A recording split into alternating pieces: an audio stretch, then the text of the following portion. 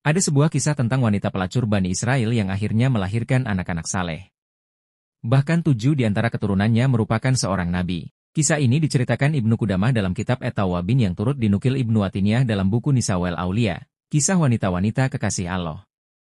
Diceritakan, ada seorang wanita nakal di kalangan Bani Israel yang selalu menggoda laki-laki dengan kecantikan wajahnya. Pintu rumahnya selalu terbuka. Setiap hari ia duduk-duduk di atas tempat tidur yang letaknya menghadap pintu rumahnya. Setiap pria yang melihatnya pasti terpesona dengan kecantikannya. Mereka bisa bersenang-senang bersamanya dengan syarat membayar 100 dinar. Wanita itu pun membuka kesempatan kepada siapa saja yang tertarik dengan syarat membayar dengan nominal itu. Pada suatu hari, ada seorang pemuda, ahli ibadah, yang lewat depan rumah wanita itu. Begitu melihat wanita itu ia pun menegang. Sebagai seorang ahli ibadah ia juga berdoa kepada Allah Subhanahu wa Ta'ala agar menghilangkan hawa nafsunya dari hatinya. Namun, hal itu tak kunjung hilang. Akhirnya, pemuda ahli ibadah itu bekerja keras mengumpulkan uang agar bisa bersenang-senang dengan wanita tersebut.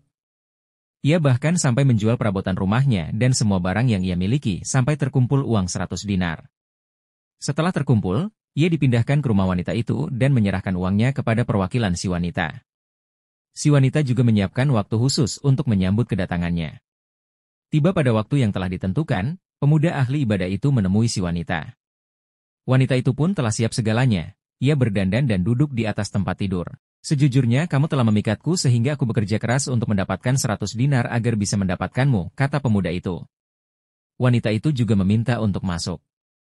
Tak lama kemudian, si pemuda yang telah merenggangkan tangannya.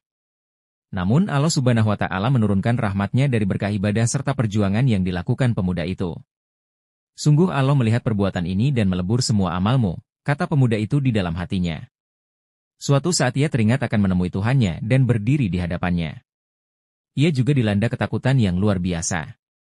Tubuhnya gemetar dan raut wajahnya berubah. Biarkan aku keluar dari sini dan 100 dinar ini milikmu, ucap laki-laki itu. Melihat keadaan yang aneh ini, si wanita bertanya, apa yang terjadi padamu? Bukankah kamu mengumpulkan uang itu untuk bisa bersenang-senang denganku? Tetapi ketika sudah tercapai apa yang kamu inginkan, kamu tinggalkan begitu saja? Aku takut kepada Allah. Sungguh uang yang telah aku berikan kepadamu itu halal milikmu. Tolong izinkan aku keluar, ucap laki-laki itu. Wanita itu kembali bertanya, apakah kamu tidak akan melakukan apapun padaku? Tidak. Jawabnya. Kalau begitu, maka sungguh tidak ada yang pantas menjadi suamiku kecuali dirimu sendiri, ucap wanita itu dengan nada penuh penyesalan dan tobat. Lelaki itu mendesak agar bisa segera meninggalkan rumah si wanita itu. Namun, wanita itu tidak mengizinkan hingga laki-laki itu mau menjadi istri. Singkat cerita, akhirnya laki-laki itu pun pergi meninggalkan rumah wanita itu. Sebelum pergi ia sempat memberitahu nama dan rumahnya.